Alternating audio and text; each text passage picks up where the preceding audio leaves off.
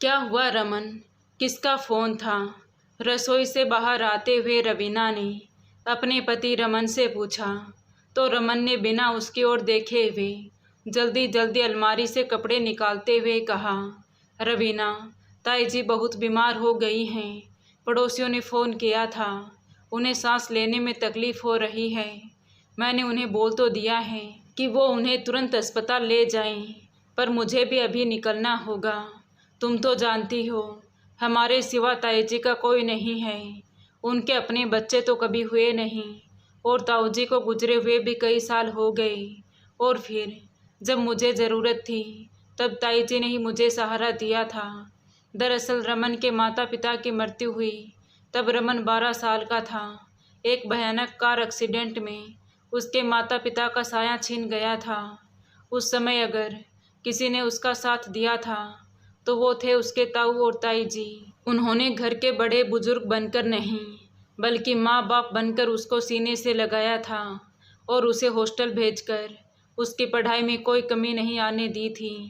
ताई जी ने कभी ये नहीं जताया कि ये बच्चे उनके नहीं हैं। जब उसकी शादी हुई तो सास की जगह ताई जी ने ही हर रस्म निभाई थी। तुम्हें याद है रवीना, हमारी शादी में ताई जी ने कैसे ममता से तुम्हारा सर सहलाया था? रमन ने बैग में दवाइयों का डिब्बा डालते हुए कहा। कहती थी कि अब मेरी बहू आई है, इस घर में फिर से रौनक आ गई। रवीना की आंखें नम हो गई।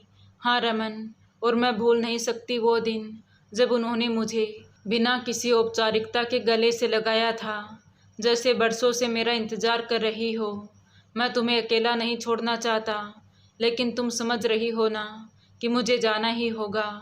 रमन ने कहा तो रवीना बोली, तुम चिंता मत करो रमन, आराम से जाओ। ताई जी ने कभी किसी से उम्मीद नहीं की, लेकिन अब उनका हक है कि उनका अपना कोई उनके पास हो। इसलिए तुम जाओ और जाकर मुझे फ़ोन कर देना। तो रमन ने हल्के से सिर हिलाया और वहाँ से बाहर निकल गया। रवीना का ताई जी से बहुत अधिक परिचय नहीं था। शादी के वक्त वो सिर्फ 4-5 दिन ही उनके साथ रही थी। उस समय उन्होंने ज़्यादा बातचीत भी नहीं की थी। बस शादी संपन्न हुई और फिर 4-5 दिन के बाद ही मथुरा लौट गई थी, क्योंकि अपनी शादी के बाद रमन और रवीना दोनों कहीं घूमने जाना चाहते थे। शायद इसीलिए ताई जी ने अपनी उपस्थिति को सीमित रखा था, ताकि उनके व्यक्तिगत समय में कोई हस्तक्षेप ना हो। उन दिनों में रवीना उनके व्यवहार को बहुत ज़्यादा नहीं समझ पाई थी, लेकिन आज वो महसूस कर पा रही थी कि शायद वो खामोशी भी एक प्यार का रूप थी जो वो कभी पढ़ नहीं सकी। पूरी रात भर रवीना बिस्तर पर करवटें बदलती रही। एक अजीब सा डर मन के किसी कोने में बैठ चुका था। अगले दिन सुबह 10 बजे रमन का फ़ोन आया। रवीना, यहाँ के डॉक्टरों का रवैया मुझे समझ नहीं आ रहा। कोई कुछ साफ नहीं बता रहा है। टेस्ट रिपोर्ट्स के लिए 3 दिन की डेट दे रहे हैं और ताई जी की हालत हर घंटे बिगड़ती जा रही है। तो अब क्या करोगे रमन? रवीना ने चिंतित स्वर में पूछा।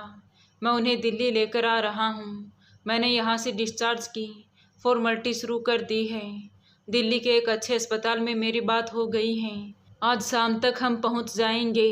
ये सुनकर रवीना ने चैन की सांस ली। शाम ढल रही थी। रवीना अस्पताल के प्रवेश द्वार पर खड़ी एम्बुलेंस का इंतज़ार कर रही थी। करीब 6 बजे रमन ताई जी को लेकर अस्पताल पहुंचा तो ताई जी को देखते ही रवीना का कलेजा कांप गया। उनकी आंखें आधी बंद थी, चेहरा बेहद पीला और शरीर तो जैसे बस हड्डियों का ढांचा ही रह गया था। उम्र और अकेलेपन ने उन पर जैसे कहर ही बरसा दिया था। उसने तुरंत रमन से कहा, जो खुद बेहद थका हुआ और व्याकुल लग रहा था, रमन, मैं डॉक्टर से बात करती हूँ, तुम थोड़ा पानी पी लो। उसने खुद को संभालते हुए कहा और सीधे इमरजेंसी काउंटर की ओर बढ़ गई। डॉक्टर की टीम तत्परता से सामने आ गई थी। शुरुआती जांच के बाद उन्हें आईसीयू के सामने एक निगरानी वाले कमरे में ले गए। कई तरह के टेस्ट हुए, कुछ दवाइयाँ तुरंत शुरू की गई और उन्हें 24 घंटे की निगरानी में रख दिया। अगले 24 घंटे के बाद डॉक्टर ने बताया कि ताई जी की हालत स्थिर है कोई बड़ी बीमारी नहीं है, बस उम्र के साथ कमजोरी, चिंता, अकेलापन और समय पर खान पान न होने से शारीरिक समस्या आ गई हैं। अब ज़रूरत है देखभाल की, थोड़े प्यार की और नियमित जीवन शैली की। रमन और रवीना ताई जी को लेकर घर आ गए। वो दोनों ही नौकरी पेशा करते थे। इतने दिनों की छुट्टियों के बाद अब और छुट्टी लेना संभव नहीं था और ताई जी के लिए किसी नर्स या फुल टाइम देखभाल करने वाली का इंतजाम भी आसान नहीं था। आखिरकार घूम फिर कर उन्होंने घर पर काम करने वाली किरण बाई से बात की। उसे कहा गया कि दिन में 3 बार आइएगा, सुबह नाश्ता देने, दोपहर में दवाई और खाना और शाम को हल्का स्नैक और दूध। रवीना ने यह तय किया कि आज ऑफिस से ब्रेक लेकर ताई जी को फ़ोन करेगी कि ताई जी दवाई ली, कुछ चाहिए तो किरण को बोलो, कभी अकेला महसूस मत करना, हम है ना। लेकिन फ़ोन के उस पार बैठी रवीना अब पहले जैसी रवीना नहीं रही थी, क्योंकि शादी के बाद ये घर उसकी दुनिया था। हर कोना, हर दीवार उसकी पसंद से सजा था। रमन के साथ बिताए गए हर पल की एक छाया यहाँ थी। लेकिन अब ताई जी के आने के बाद जैसे सब कुछ बदलने लगा हो, जबकि उन्होंने कभी कोई टोका टोकी नहीं की, नहीं कोई हिदायत दी, लेकिन उनका मौन ही अब बहुत कुछ कहने लगा था। अब रवीना सलवार कुर्ता पहनने लगी थी, वो भी दुपट्टे के साथ। जहाँ पहले वो टेरेस पर खड़ी होकर फ़ोन पर आराम से बात कर लेती थी, अब अचानक लगने लगा था कि कोई उसे देख रहा है। टीवी पर अपनी पसंद के गाने सुनते वक्त आवाज़ खुद ब खुद धीमी हो जाती थी। सोफे पर बैठने का अंदाज बदल गया था, अब पाँव समेटकर बैठती थी। शादी के बाद पहली बार उसे ये एहसास हुआ कि ये घर अब सिर्फ हमारा नहीं रहा। उसने रमन से कुछ नहीं कहा, क्योंकि वो ताई जी को लेकर वैसे ही परेशान रहता था। हर बार डॉक्टर, दवाइयाँ और मेडिकल रिपोर्ट्स में उलझे रहता, इसलिए वो उन्हें और तनाव नहीं देना चाहती थी। लेकिन सच कहे तो वो जो एक घोषित आज़ादी थी, वो अब उसे खिसकती हुई नजर आ रही थी। धीरे धीरे अब ताई जी पहले से कहीं बेहतर दिख रही थी। अस्पताल से घर लाने के 1 सप्ताह के भीतर ही उन्होंने खुद से चलना फिरना, छोटी मोटी चीज़ उठाना, अपने नहाने धोने के काम करना शुरू कर दिया था। रवीना पूरे मन से इस बदलाव की साक्षी बन रही थी। हर दिन उनके चाय, दवा, हल्के खाने की व्यवस्था करना, उन्हें थोड़ा मुस्कुराता हुआ देखने के लिए समय निकालना, ये सब करते हुए वो थकती तो थी, पर मन को तसल्ली भी होती थी कि बस कुछ ही दिनों की बात है, ताई जी जल्दी ठीक होकर मथुरा लौट जाएंगी और फिर सब पहले जैसा हो जाएगा। उसने मन ही मन कहा। उसी शाम की बात है, रमन ऑफिस से थोड़ा जल्दी लौट आया था। ताई जी अपने कमरे में आराम कर रही थी और वो दोनों चाय की चुस्कियां लेते हुए ड्राइंग रूम में बैठे थे। रमन ने बड़ी सहजता से बात छेड़ी। रवीना, मैं सोच रहा था कि अब ताई जी को मथुरा लौटने की क्या ज़रूरत है। इस उम्र में अकेले रहना उनके लिए कितना मुश्किल होगा, और फिर कभी बीमार पड़ गई तो। यह सुनकर रवीना ने चौंक कर उसकी तरफ देखा। रमन बोलते रहा, उन्होंने हमारे लिए क्या कुछ नहीं किया रवीना, मेरी पढ़ाई, सब कुछ उन्होंने तो संभाला है। अब हमारा भी कुछ कर्तव्य बनता है ना, इसलिए अब वो हमारे साथ ही रहेंगी। रमन की बातें गलत नहीं थी, हर बात में सच्चाई थी, भावनाएं थी, लेकिन रवीना का मन जैसे अचानक किसी अदृश्य भार से भर गया। उसे याद है, जब रमन का रिश्ता उसके लिए आया था तो उसके मम्मी पापा ने कहा था कि लड़का अच्छा है, नौकरी करता है, माँ बाप नहीं है, घर में कोई सास नहीं है। यह सुनकर तो रवीना के मन में जैसे संतोष की लहर दौड़ गई थी, क्योंकि उसकी सहेली प्रिया, जिसकी शादी कुछ महीने पहले ही हुई थी, हमेशा अपनी सास के तानों और झगड़ों से त्रस्त रहती थी। हर कॉल पर कहती, रवीना, सास के साथ निभाना किसी तपस्या से कम नहीं है। पति चाहे कितना भी अच्छा हो, पर अगर सास की सोच गलत हो तो सारी खुशियाँ कुंठित हो जाती हैं। उसकी बड़ी दीदी भी मायके आती तो हफ्ते भर रुक कर जाती। माँ बार बार कहती कि अब लौट भी जा, पर दीदी के चेहरे की उदासी से साफ झलकता था कि ससुराल में सास के साथ तालमेल बिठाना कितना कठिन है। रवीना ने तब तय कर लिया था कि अगर सास नहीं होगी तो जीवन शांतिपूर्ण होगा। उसने रमन के परिवार के बारे में ज़्यादा नहीं पूछा, बस इतना ही जानकर संतोष कर लिया कि कोई सास ससुर नहीं है। लेकिन अब वही डर नया रूप लेकर सामने खड़ा था। रमन की ताई यानी कि ताई सास अब वही उनके घर में स्थायी रूप से रहने वाली थी। हालांकि उन्होंने अब तक उसे कुछ भी उल्टा सीधा नहीं कहा था और ना कोई टोका टोकी और ना कोई हस्तक्षेप, लेकिन मन का भय किसी वास्तविक घटना का मोहताज थोड़ी होता है। वो सोचने लगी, क्या ये वही स्थिति नहीं है जिससे वो हमेशा बचना चाहती थी? क्या उसके जीवन की वो आज़ादी अब छीन जाएगी? उसने खुद को स्वार्थी महसूस किया, लेकिन उस समय वो भावना उसके अंतरात्मा में गूंज रही थी। रमन ने जो कहा वो सही था। कर्तव्य, प्रेम और परिवार के प्रति जवाबदेही, इससे कैसे भागा जा सकता है? लेकिन रवीना के भीतर एक हलचल मच गई थी। सोचने लगी कि क्या ये वही घर है जिसमें उसने अपनी आज़ादी के सपने देखे थे? क्या अब हर सुबह, हर रात, हर निर्णय में एक और परछाई शामिल होगी? उस दिन वो ऑफिस से थोड़ी थकी हुई घर लौटी। बैग रखकर जैसे ही अंदर आई तो उसकी नज़र सबसे पहले एक कोने पर गई जहां कपड़े सुखाने वाले स्टैंड पर बहुत सारे कपड़े सूख रहे थे। वो तुरंत रसोई की ओर बढ़ी तो ताईजी एक स्टूल पर बैठी स्टील का गिलास चमका रही थी। तभी रवीना लगभग घबराहट के साथ बोल पड़ी, ताईजी, ये सब क्या कर दिया आपने? इतने सारे कपड़े, आपको आराम करना चाहिए था ना।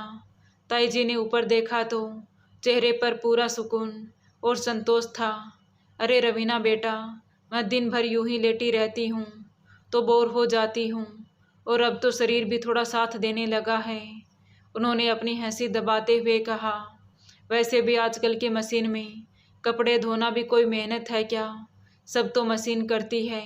मैंने तो बस बटन दबाया और कपड़े डाल दिए। लेकिन इतने सारे कपड़े एक साथ हैं? हाँ हाँ, तुम्हारे आराम के लिए ही तो किया है। ताई जी ने स्नेह से कहा, इतवार को तुम पूरा दिन मशीन में सुखाने तय करने में लगी रहती हो, तो सोचा अब इतवार को हम दोनों आराम से बैठकर चाय पियेंगे। तुम मुझे वो अपनी कॉलेज की कहानी सुनाना और मैं तुम्हें रमन के बचपन की शरारत सुनाऊंगी। ये सुनकर रवीना हंस पड़ी। ताई जी की आंखों में कोई बनावटीपन नहीं था, बस एक सच्चा अपनापन झलक रहा था। अब एक नया सिलसिला शुरू हो गया था। रात के खाने के बाद वो तीनों ड्राइंग रूम में बैठते, खाने के बाद की चाय और फिर ताई जी की कहानी सुनाने की अद्भुत शैली। वो एक एक किस्सा ऐसे सुनाती जैसे कोई पुराना फिल्मी रेडियो शो चल रहा हो। अब रवीना को अपने ससुराल के बारे में ऐसी बहुत सी बातें पता चलने लगी थी जो कभी कोई नहीं बताता। रमन के माता पिता की कम उम्र में हुई मृत्यु और ताईजी की अकेली जिम्मेदारी, सब कुछ उनकी जुबानी सुनना जैसे किसी किताब के पन्ने पलटना था। एक दिन उन्होंने कहा, रवीना बेटा, बहू और सास के रिश्ते को अक्सर लोग एक युद्ध बना देते हैं, लेकिन मैं चाहती हूँ कि तुम मुझे कभी अपनी सास न समझकर बस एक दोस्त समझो। ये सुनकर रवीना की आंखें नम हो गईं। ताईजी का ये बदला हुआ अपनत्व भरा रूप रवीना को भीतर से छू गया। जो डर, जो चिंता उसके मन में उनके स्थायी रूप से रहने को लेकर थी, अब वो धीरे धीरे पिघल रही थी। रवीना की मुस्कान अब पहले जैसी नहीं थी। अब वो सुबह जब ऑफिस जाती थी तो मन हल्का रहता, शाम को लौटती तो घर में चाय के साथ ताई जी की एक नई कहानी सुनने को मिलती। कभी रमन के स्कूल की, कभी किसी पुरानी सहेली की और कभी खुद की।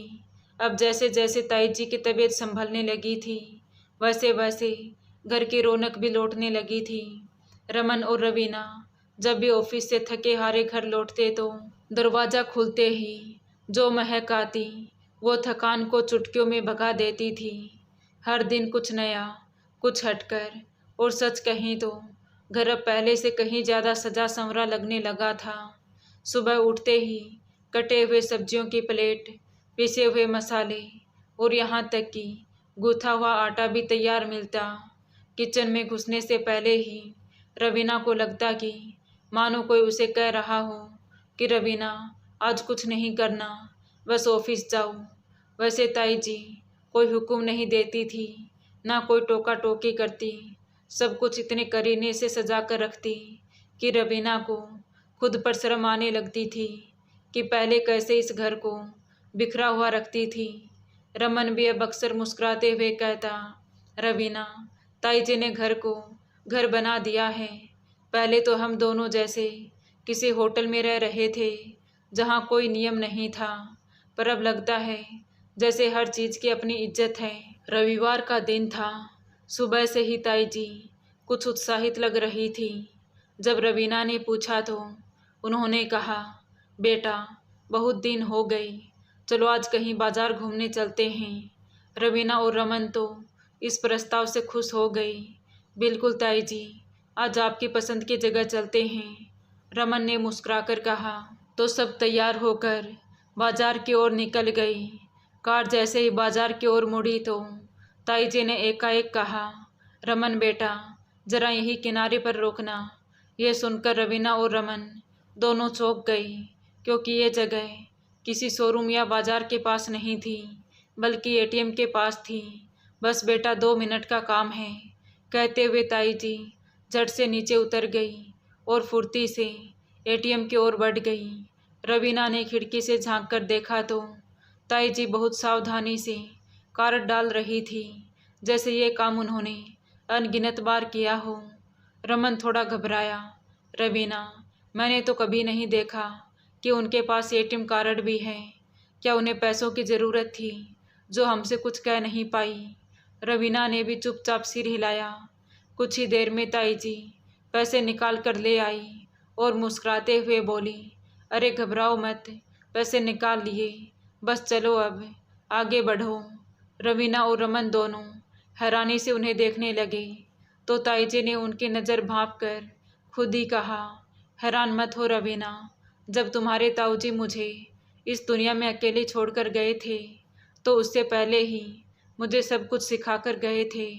उनके जाने के बाद मुझे लगने लगा था कि पैसे की ज़रूरत कभी भी पड़ सकती है, इसलिए मैं पहले से ही अपना एटीएम कार्ड साथ रखती हूँ, ताकि कभी कोई इमरजेंसी हो तो दूसरों पर निर्भर ना रहूँ। और वैसे भी बेटा, इंसान को जितना संभव हो सके अपने पैरों पर खड़ा रहना चाहिए।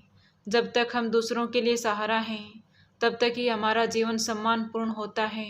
यह सुनकर रवीना और रमन दोनों एक साथ खामोश हो गए। उस क्षण उन्हें सिर्फ ताई जी की बातें नहीं, उनका पूरा जीवन दर्शन सुनाई दे रहा था। रमन ने धीरे से गाड़ी आगे बढ़ाई, फिर थोड़ा झेपते हुए बोला, वो तो ठीक है ताई जी, लेकिन अब तो हम हैं ना, आपको पैसों की ज़रूरत क्यों पड़ी? वैसे माफ़ कीजिएगा, ये हमसे भी भूल हो गई कि हमने आपकी ज़रूरतों के बारे में खुलकर कभी पूछा ही नहीं। रमन की बात सुनकर ताई जी मुस्कुराते हुए शांत स्वर में बोली, बेटा, मुझे पैसों की क्या ज़रूरत है, पर पहली बार अपने बेटे बहू के साथ बाजार जा रही हूँ, तो अपनी जेब में पैसे ना हो तो अजीब लगता है। कोई चीज़ पसंद आ जाए और पूछना पड़े, ये ठीक नहीं लगता। और फिर मैं तो बस अपनी आदत से मजबूर हूँ, आत्मनिर्भरता छोड़ नहीं पाती। इतना कहकर उन्होंने ज़ोर से कहा, चलो भाई, देर हो रही है, आज तो कुछ खास करना है। मॉल पहुँचते ही ताई जी तेजी से रेडीमेड कपड़ों के शोरूम में घुस गई। रमन और रवीना भी दोनों उसके पीछे पीछे चले गई। उन्हें लगा कि शायद ताई जी अस्पताल में आने के वक्त जल्दी में थी और ज़रूरी कपड़े नहीं ला पाई, इसलिए वो खुद के लिए कुछ लेना चाह रही है। लेकिन जब उन्होंने सीधे सेक्शन में जाकर जीन्स और शर्ट के काउंट पर रुककर कहा, रमन बेटा, ये वाली ट्राई करो, ये रंग तुझ पर बहुत जमेगा, तो रमन हचकचा गया। अरे ताई जी, आप क्यों खर्चा कर रही हैं, मेरे पास कपड़े हैं ना, चुपचाप ट्राई रूम में जा और पहन कर आ। बहस मत कर। उनका एक सख्त लेकिन स्नेह भरा अंदाज देखकर रमन हंस पड़ा और चला गया। तभी ताई जी का ध्यान रवीना की ओर मुड़ गया और एक जींस और टॉप उठाते हुए बोली, रवीना बेटा, ये रंग तुम्हारे चेहरे पर बहुत जचेगा, तुम ट्राई क्यों नहीं करती। ये सुनकर रवीना हैरान रह गई। ताई जी और जींस उससे ये कह रही है। उसने झिझकते हुए कहा, नहीं ताई जी, मैं तो बस ऑफिस में सूट पहन लेती हूँ। ताई जी मुस्कुराकर पास आई। देखो बहू, आजकल की सब लड़कियाँ जींस टॉप पहनती हैं, तुम भी पहनती हो ना। रचना हिचकिचाते हुए बोली, हाँ पहनती हूँ, लेकिन अब मेरे कारण साड़ी और सूट पहन रही हो, है ना। बेटा, मैंने तो तुझे कभी कुछ नहीं कहा। मैं तो खुद चाहती हूँ कि मेरी बहू खुश रहे, आराम से रहे। मुझे नहीं चाहिए कोई झूठा सम्मान जो बोझ बन जाए। तुम भी अपने लिए कुछ पसंद करो। मुझे भी तो देखना है कि मेरी बहू जींस में कैसी लगती है। रवीना अवाक रह गई। आंखों के सामने उसकी पुरानी सोच जैसे झनाझन कर बिखर गई कि सास पुराने ख्यालों की होती हैं, आधुनिकता से दूरी बनाती हैं। लेकिन ताई जी तो जैसे एक मिसाल थी, पारंपरिक शरीर में आधुनिक सोच का सुंदर स्वरूप। उसने चुपचाप उनके हाथ से कपड़े लिए और ट्रायल रूम की ओर बढ़ गई। मन में कई भाव उमड़ रहे थे।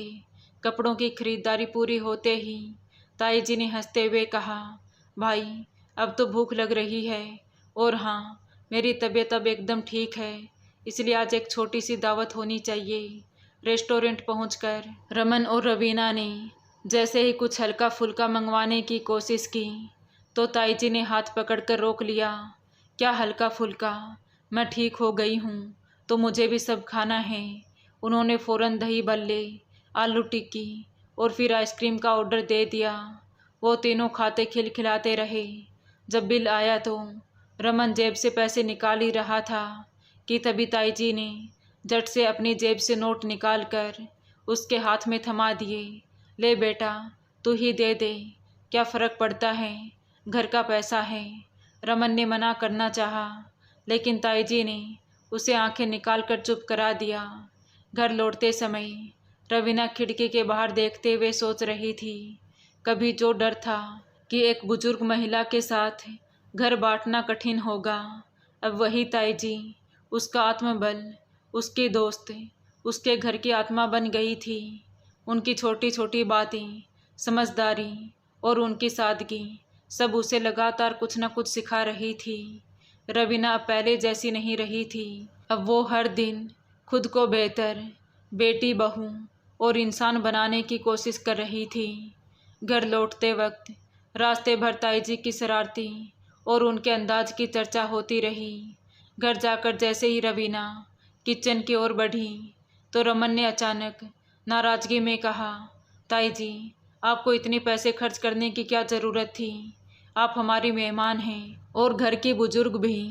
ताई जी ने एक प्यारी सी मुस्कान के साथ जवाब दिया, रमन बेटा, अब तो तुम्हारे ताऊ जी नहीं रहे, उनकी पेंशन मुझे मिलती है और इस उम्र में मैं अकेली जान आखिर अपने ऊपर कितना खर्च करूँगी। ये बात एकदम सहज ढंग से कही गई थी, इसलिए रमन भी कुछ नहीं कह पाया। अगले दिन से ताई जी रोज़ शाम को सैर पर जाने लगी। घर से निकलती तो खाली हाथ जाती, मगर लौटती तो हाथों में सबके लिए कुछ ना कुछ लेकर ही आती। कभी तरबूज, कभी फूल गोभी, कभी मिठाई तो कभी आइसक्रीम। ये सब देखकर रवीना हंसते हुए कहती, ताई जी, आप हर रोज़ बाज़ार लूटकर ही क्यों आती हैं।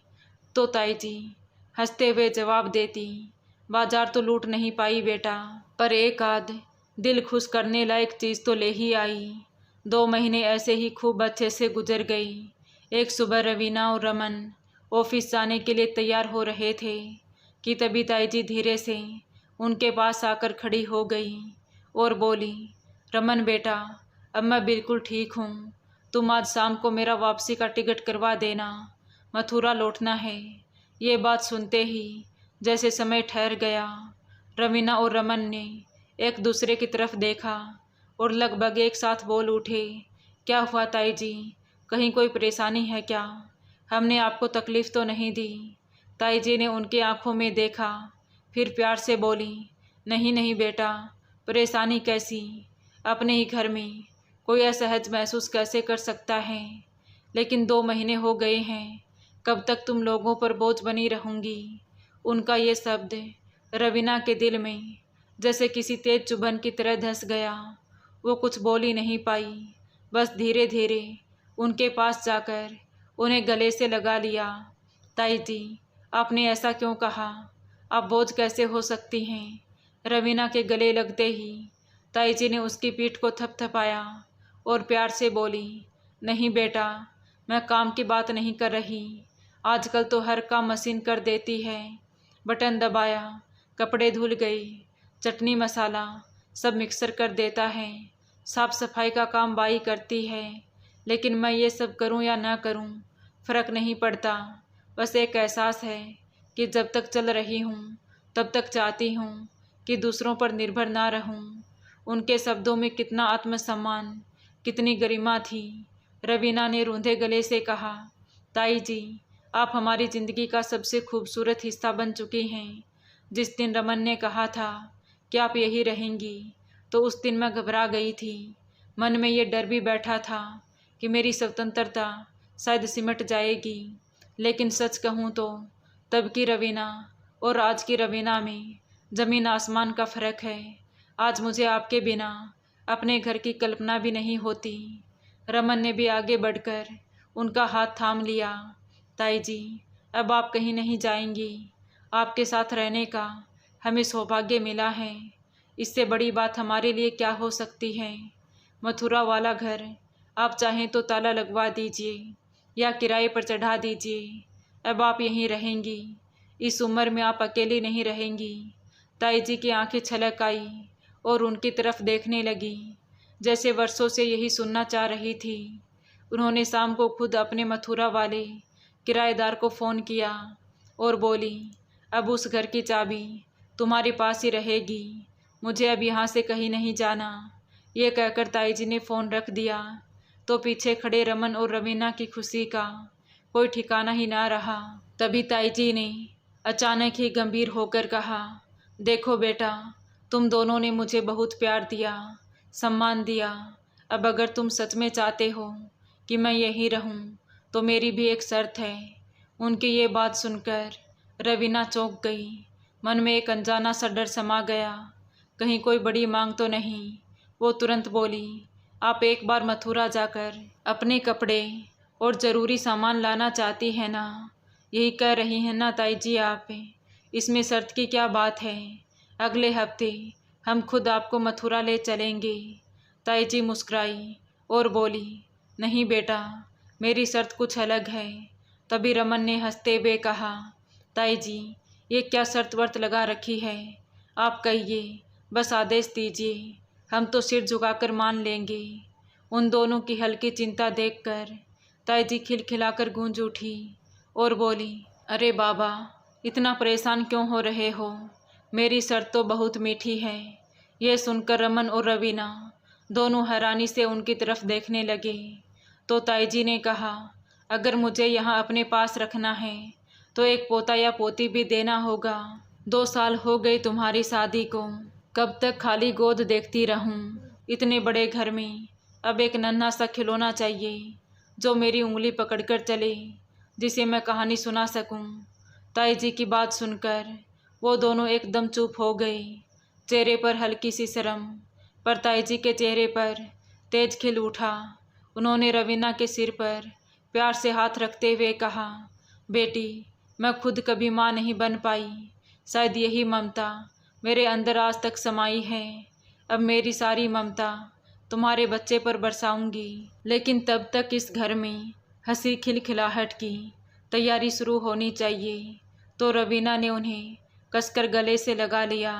आज उसे महसूस हुआ कि एक स्त्री माँ न बनकर भी कितनी बड़ी ममता की देवी हो सकती है। किसी ने सही कहा है, माँ बनने के लिए केवल जन्म देना ही ज़रूरी नहीं होता। किसी के जीवन में स्नेह की छाँव बनकर रहना भी एक माँ की पहचान है। जीवन में माँ बाप का साथ सिर्फ एक जिम्मेदारी नहीं, बल्कि एक ऐसा उपहार है जिसमें अनुभव, आशीर्वाद और निश्चल प्यार छुपा होता है। उन्हें अपनाकर हम खुद को और अधिक पूर्ण बना लेते हैं। उनकी सेवा करना कोई बोझ नहीं, बल्कि वो सौभाग्य है जो हर पीढ़ी को संजो कर रखना चाहिए। ममता का रिश्ता जन्म से नहीं, भावनाओं से जुड़ता है, और ऐसे रिश्तों को संभालना ही परिवार की पहचान है। तो दोस्तों, आपको ये कहानी कैसी लगी कमेंट करके ज़रूर बताएं। कहानी अच्छी लगी हो तो प्लीज़ वीडियो को लाइक करें, शेयर करें, और हमारे चैनल कहानी विद देवांशी को सब्सक्राइब ज़रूर करें। Thank you.